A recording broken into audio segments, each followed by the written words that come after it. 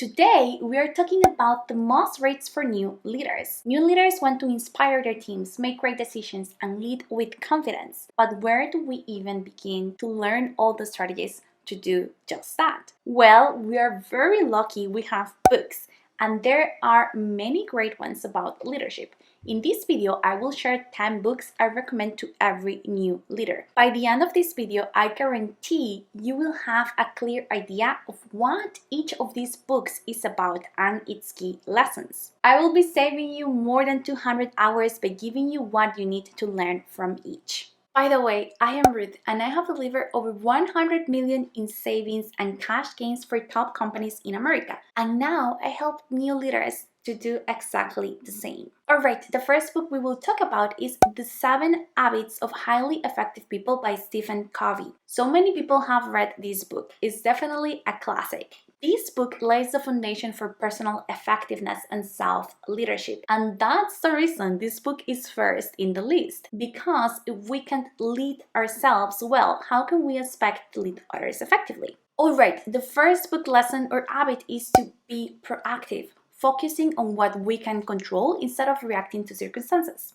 Being proactive is a value or habit I love to integrate into my team's DNA so they can deliver great results and avoid burning out. So I encourage them to be proactive by first leading by example and then giving them examples of what that could look for in them. This is part of the training plans we have to give to our people and encourage them to explore and look for solutions on their own too. That will free up your time and then you will be able to concentrate on the things that only you can do. And as leaders, of course, we're here to help, but the more proactive and self-sufficient they are, the better for the business because you will then have more time for strategy and focus on the things you excel at. Alright, the next lesson of habit of the book is to begin with the end in mind. Always work with a clear vision of success. This is essentially having a North Star, a vision. Create a vision for your team. Where do you want them to be in the next 5 years? Envision the transformation and work with them to get there. The next habit is put first things first. This means to prioritize important tasks over urgent ones. Make sure you and each team member has clarity on what is truly important. You are the umbrella as a leader who shelters them from crazy requests and meetings and non-important requests. Help them keep their focus on the right things. We have to avoid being always busy just for the sake of being busy. Ensure they are all focused on what truly matters. The next habit is to think win-win. Seek solutions that benefit everyone. Your team, their growth, your growth, the company's growth, the customer satisfaction. The next habit is seek first to understand, then to be understood. Focus on listening before responding, and this is essential for any leader. Alright, the next habit is to synergize. Collaborate to achieve results greater than individual efforts. As a leader, you're no longer working on your own, you work through your people, and that same mentality must be spread across your team. Help them think big, not only on your team's success, but the whole company's. Alright, the final habit in this book is sharpen the saw. Preparation and practice is everything. You need the right resources, the right tools, the right team members, and skills to be the best leader. Start by investing in your leadership capabilities to deliver massive results. By the way, I help leaders do exactly that. If you want my help with your leadership game, you can book a consultation call to see if we are the perfect fit to work together. Alright, the next book is Leaders Eat Last by Simon Sinek. As leaders, our teams come first. And this book shows how trust and empathy are the keys to inspiring loyalty and productivity. I love Simon Sinek. His approach is super humane and wholesome. He truly revolutionized leadership with a message of love and optimism. Alright, my favorite lessons from this book. The first one, put your team first. A leader's success depends on their team's well-being. For you as a leader and your team to be able to deliver the highest results, your team members must be in optimal conditions. If they thrive, you thrive. If they win, you win. A few years ago, one of my employees had this client that was very busy and they had to stay in the office awfully late. This was prior COVID times and remote work not being a thing yet. So I stayed late with her to make her company, dine with her, and prepare for the client meeting. I did not have to be there in that meeting, but I felt awful leaving and expecting her to stay that late with the best attitude and right mindset. So we prepared together. She went above and beyond to support this client and other major projects we had together. And that's the power of putting your team first and being there for them. It's part of that reciprocity influencing principle. That principle or concept, it's in another book I am not dissecting in this video, the 7 Persuasion Principles, but I already created a video talking about it. The link is in the video description. Alright, the next lesson from Dearest, Eat Last is create a circle of safety. Foster an environment where people feel safe to innovate and take risks. Innovation and creativity solve the most complex problems. Embrace the lessons that come from mistakes. Let them be bold and dream and have stretch goals, and that's how the impossible is achieved. Alright, other lesson I love from this book is empathy is leadership. True leaders understand their team's struggles and help them succeed. They step on their team's shoes and are one of them. Despite they are leading, they are role modeling and they feel part of the team. Alright, the last lessons I love are set the tone, your actions shape the culture, so always role model, and serve, don't command. Leadership, it's about serving, not controlling. And well, if you're familiar with Simon Sinek's philosophy, he's all about sacrifice and taking the bullets for your team. He's lovely and we love him for all that optimism and empathy he carries in his message. Alright, the third book is Dare to Lead by Brené Brown. Leadership isn't about perfection, it's about authenticity. This book teaches us how to lead with courage, vulnerability, and trust. And by the way, remember to subscribe to keep learning about amazing leadership strategies. If you are a leader, my research is for you. The first lesson from this book that I treasure the most is vulnerability builds trust. Being open makes you relatable. I once worked for a VP that he was so good at this particular lesson. He was open and vulnerable and it felt super authentic. We could be restructuring the whole company, delivering news of layoffs, and he always came so real. He was empathetic. He said the right things and shared extremely vulnerable moments, personal moments with all of us. Everyone respected him so much because he shared his struggles and behaved very humble, like he truly was one of us. The loyalty, respect, and admiration people felt for him was like anything I have ever seen with any other VP or executive I have worked with. Alright, the second lesson was courage over comfort. She explains how to address tough conversations with honesty and empathy. It's crucial for any leader, and we must face those hard conversations just coming from the right place to serve and help our people grow. The third lesson is that being clear is being kind and efficient. As leaders, we must communicate directly to avoid confusion. We have to be repetitive, making sure we use different channels to communicate what's important. Being clear on what we expect from our team is foundational. Do this well and the rest will follow. Alright, the last lessons I like the most from this book are own your mistakes, accountability strengthens your credibility as a leader, and finally, build connection. Strong relationships are foundational for great teams. Get to know your team and connect with them beyond work-related stuff. And by the way, I have a summary of the top 100 leadership books with actionable themes and insights for each of them. You can grab it in the link of the video description. Alright, book number 4 is Atomic Habits by James Clear. Leadership isn't about big results and big projects. It's about small, consistent habits that drive to long-term success. The top strategies for managers and leaders in this book are to focus on systems, not goals. Systems create lasting results. When I was a new leader, every quarter I set the goals for my team with them. The goals each of us had to work on. And then we checked the results at the end of the quarter to see our progress.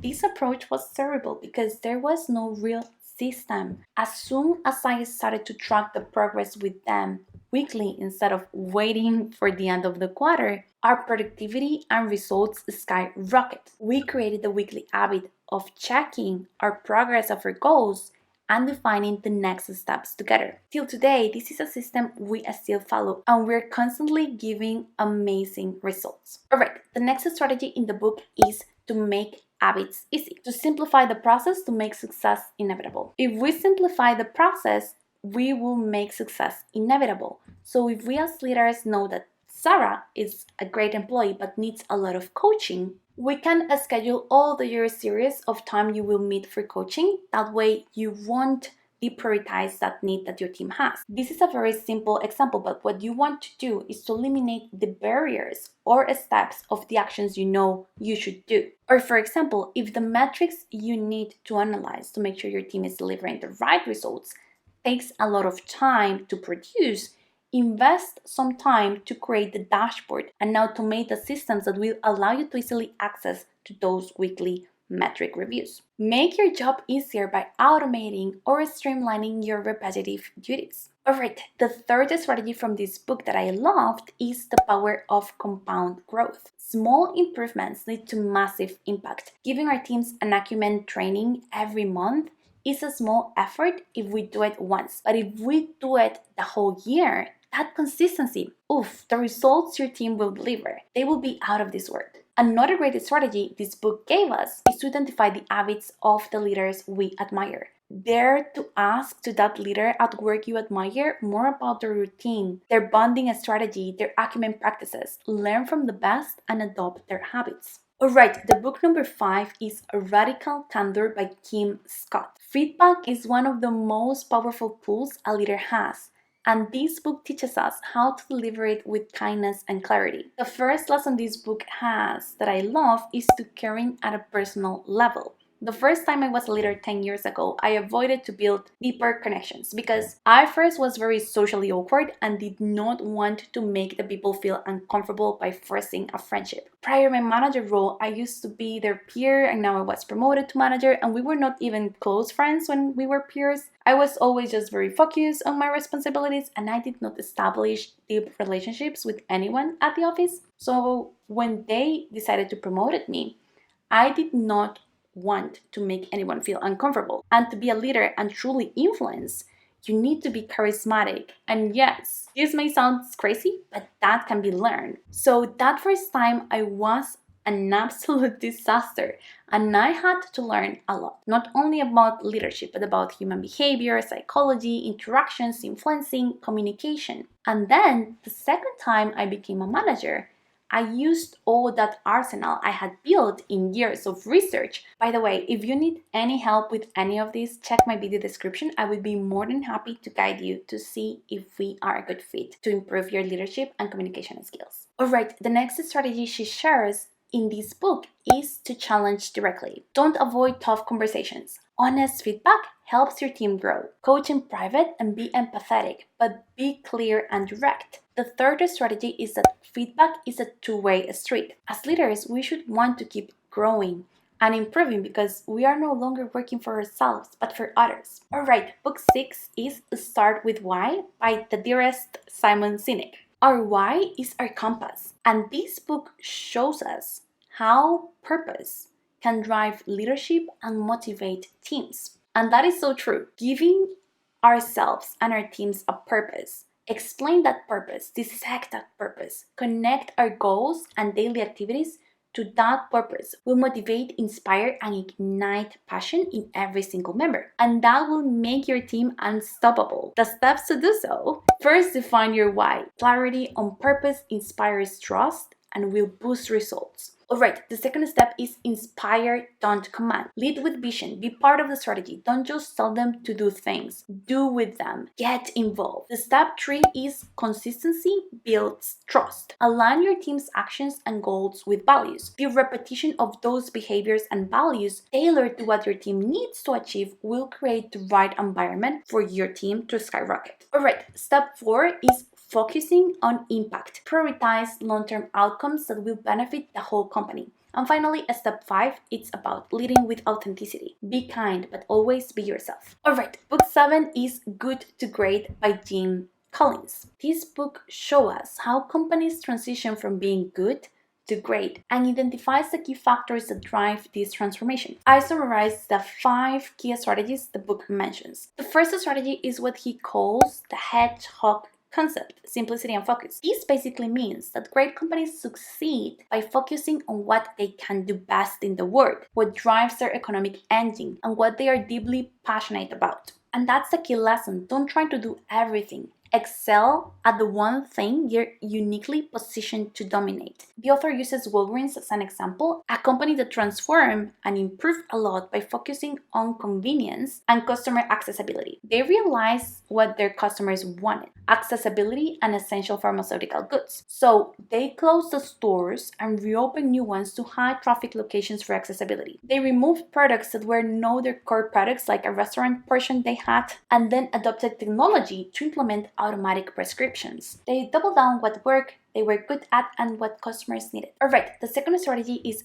first defining who and then the what. He explains the importance of hiring the best talent first. One of the CEOs he interviewed explained to him this killer strategy, where he first adjusted and changed the leadership team prior pivoting the whole strategy of the company. Finding the right talent is so important. My husband and I are remodeling our house, and one of the many fixes we had to do, we did it with a team of builders that were so well trained. They had a system, and it took them 2 days to do the work other builders did in a week. They did not work harder. They had a system. They were amazingly well coordinated. It was amazing to watch the difference. Alright, the third strategy he mentioned that I truly valued is confront the brutal facts. Collins explains that great leaders and companies face challenges head-on. They don't sugarcoat issues but maintain unwavering faith that they can prevail. So they have like this combination of accepting reality but remaining optimistic about finding a solution. And finally, he talks about the importance of creating discipline through habits and systems, and the power of small, consistent actions. A leader who focuses on gradually improving team productivity rather than seeking instant, huge results will create a culture of sustained success with repetition and including that continuous improvement mindset into the team's culture, which is so important. Alright, the book 8 is The 5 Dysfunctions of a Team by Patrick Lencioni. This book highlights common team challenges and how to overcome them. Let's review the top 5 challenges he discussed. The first one is lack of trust. Without trust, teams fall apart. As leaders, we create trust by first trusting in our people and gaining their trust by supporting them, guiding them, developing them, and having their back. They will trust us when they realize we have their best interest in mind. Alright, the second challenge he explains is about avoiding conflict. The author explains that leaders should not avoid disagreements. We should manage them. Different opinions will enrich us. Just bring an open mind and a civil character. Then he mentions about this challenge that I see a lot as well. How often leaders swear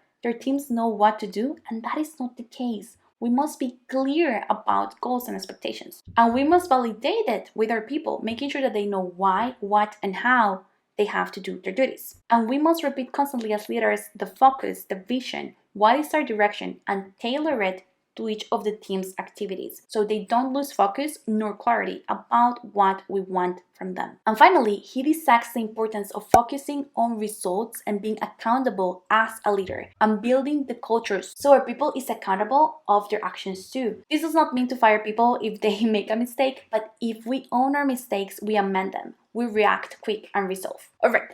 The book 9 is The Art of War by Sun Tzu. Leadership is a strategy, and this book teaches preparation, adaptability, and decisive action. I have top 5 lessons that I adored from this book. The first one is know your strengths and weaknesses. Self-awareness is mandatory for any effective leader. Then we have prepare for every outcome, anticipating challenges. In most teams, we always prepare for contingency plans for a project, and when an unexpected issue arises, we should have the tools to solve it. Having different plans prepare us as leaders from crazy outcomes. The third lesson is to be adaptable. Flexibility ensures survival. Some leaders are so focused on how things are now that they don't adapt. As a leader, we must keep learning and improving ourselves. The fourth lesson is that timing is key. We want to make sure that we are delivering our recommendations in a timely manner. I have seen many leaders that have these incredible business recommendations, but they either share it when their boss is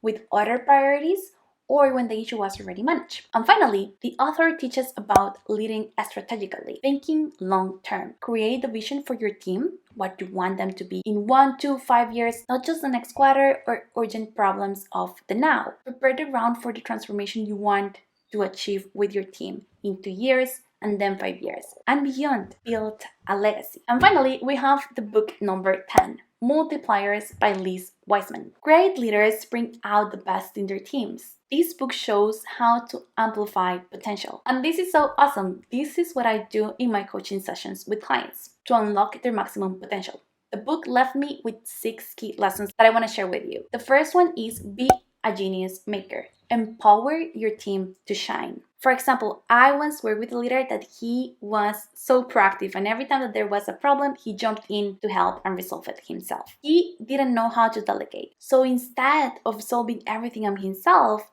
he started to ask his teams for solutions. Their creativity blew him away. We have to remember that our people, our team members, are in the trenches. They understand things from a great perspective. You just have to complement their view with the big picture you have as a leader. Alright, the next lesson is to encourage ownership. Let your team take the lead.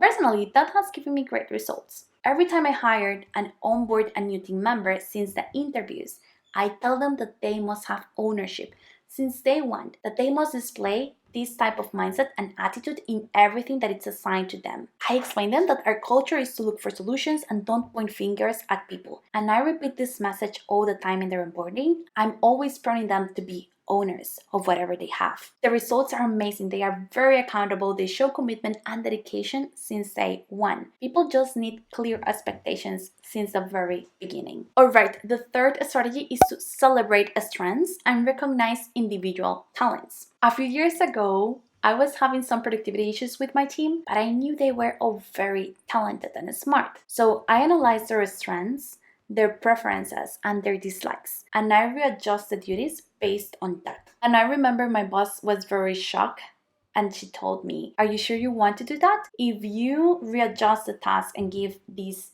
duties that this bad performer craves, it's like giving a prize to someone that is not deserving of it." And I explained to her that the person had the skills and the strengths, but that we had them in the wrong role. I did the change, and the productivity and results of the team skyrocket. As leaders, it's our duty to ensure that our team is delivering results, and we may even have the right talent. We just have to figure it out why they are not performing there. Maybe there is something that they do not like, and we can adjust it. Never judge a fish by its ability to climb a tree. Analyze your team's strengths, preferences, and dislikes. Alright, then we have create a safe space for debate. Innovation thrives in diverse perspectives. I have worked with leaders that complain that people don't give ideas nor talk. But then, when someone from their team says something, they are rude and love their team's ideas. For people to be creative, we as leaders must create a safe place. We don't have to judge them. We have to listen and have an open mind. And finally, she talks about the importance of focusing on growth,